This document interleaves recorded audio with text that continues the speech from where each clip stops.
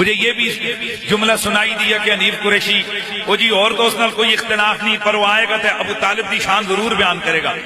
यार मेरा ये सवाल है, अबू तालिब से आपकी दुश्मनी क्या है?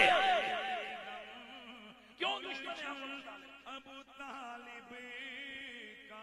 मसला क्या है?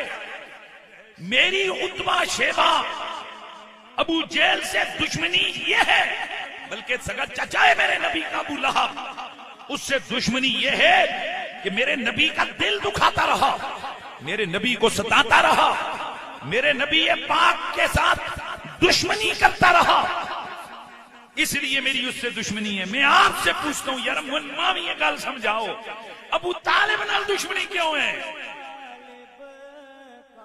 क्या मकसद है इसका?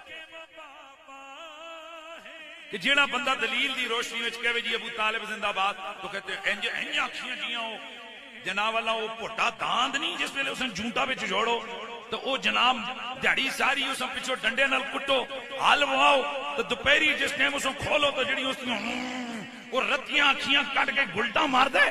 इन्हां खबीसां दी हालत होई हो। जने दो बच्चों, दसो अबू तालिब नाल दुश्मनी दी वजह क्या है?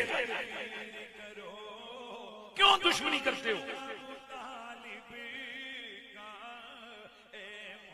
एक तरफ कानून ये बयान करते हैं एक आदमी के ईमान के ऊपर कमजोर सी दलील हो और कुफर पे 100 दलीलें हो तो एक दलील भारी हो जाएगी, क्योंकि अल इस्लाम,